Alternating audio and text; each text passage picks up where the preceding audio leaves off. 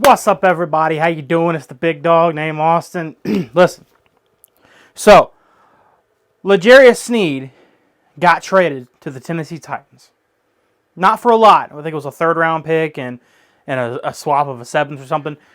Not a lot traded for him. A lot of Colts fans were hoping, wanting, encouraging the Colts would trade for Sneed. Pretty much the Colts seem to be content with who they have on the roster at this current time.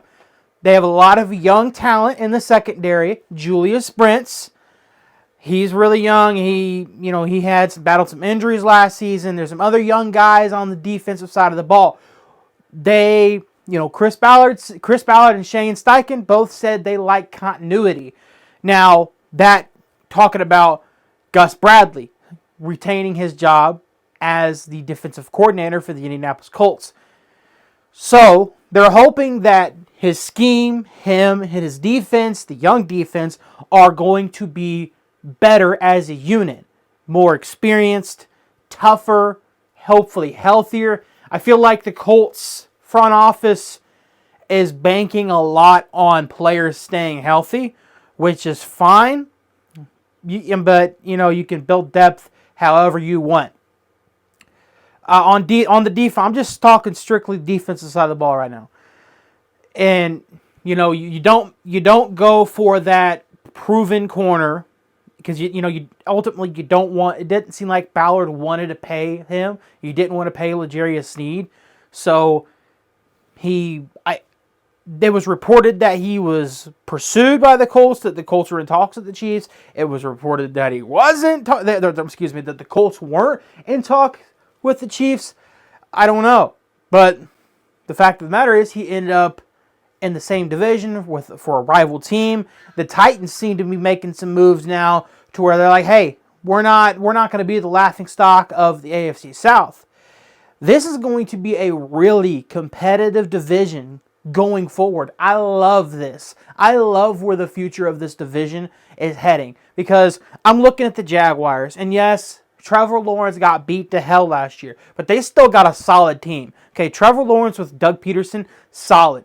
Okay, and the Jaguars, as long as they've got Trevor Lawrence, they can win a game.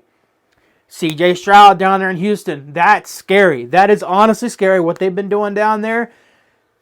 They're right now, they're the front runners because they're reigning AFC South champions, and they bolstered their roster. So the Texans are there.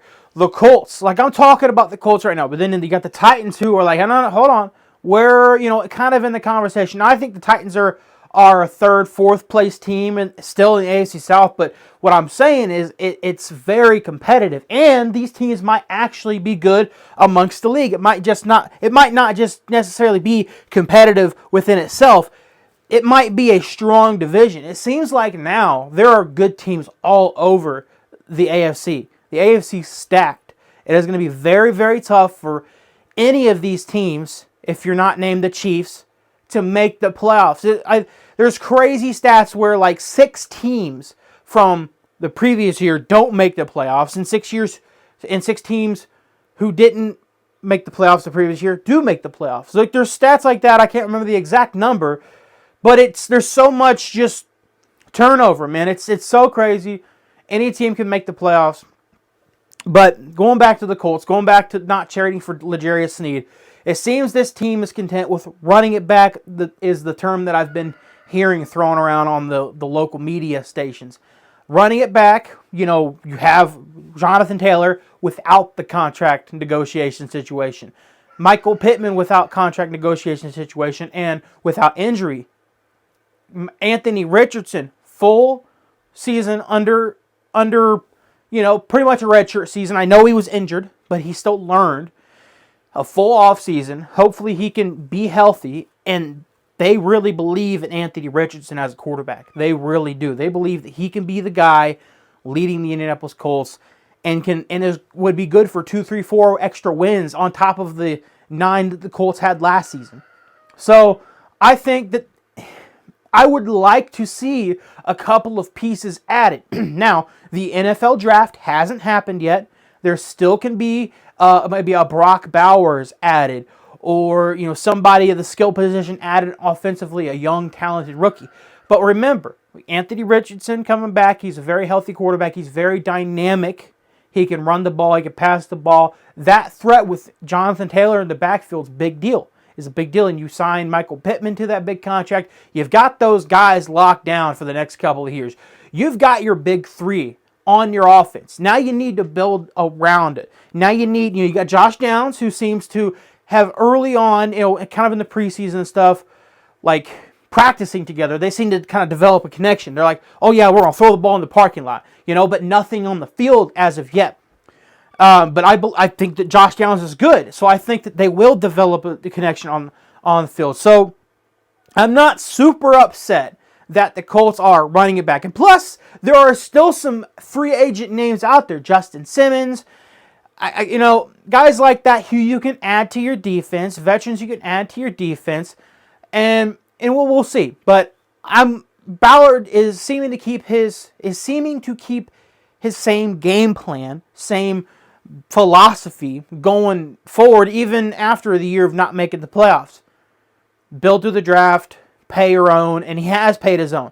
Kenny Moore, Grover Stewart, Michael Pittman, guys. Kenny Moore wasn't drafted by the Colts, but he was still, he has progressed. He has grown into the player he is today in Indianapolis. So he is a homegrown player. Guys like that who did get paid. You didn't make any big free agency splash. You just added some depth with the guy from Miami. The name escapes my mind right now, but you added some depth there on the D line. So that's good. And then you retained your punter. That's cool. So you're running it back. You're hoping that everybody, your skilled position players, stay healthy, especially Anthony Richardson. You signed Joe Flacco. There's your insurance policy. A veteran quarterback who can throw it deep. So maybe an Alec Pierce will be the player that we hoped he would be last season, because Gardner Minshew wasn't throwing the ball more than 15, 20 yards down the field. So that's Alec Pierce's game. He is the guy who is the go up and get 50-50 downfield, 50 yards downfield guy. So, and that's part of Anthony Richardson's game is just launching that ball deep down there. So we'll see, and I have faith. I do like where we're at in the draft. I don't know if we trade back. I don't know if we try to trade up to go get somebody. Me personally, I really want Marvin Harrison Jr. I'm going to be on that bandwagon until he gets drafted and eventually be drafted by someone who actually, like the top 3 pick, like the Patriots or the Cardinals or something. But I don't know. So all that to say, I'm not upset about running it back. You just got to hope that everybody on the roster stays healthy, and you never know how that's going to go because it's the NFL. It's contact sport. Maybe with them banning the hip drop tackle, maybe, I don't know. We'll talk about that, the hip drop tackle and stuff, that in another video. But that's all I got for this. Appreciate you guys watching till the end. Sushi, yes, buddy. You're so cute. I love you. That's all I got for today. I'm the big dog named Austin. Like, comment, subscribe, share this video. All your friends, they need to know about the Indianapolis Colts. Go Colts. I'm the big dog named Austin. Go Colts.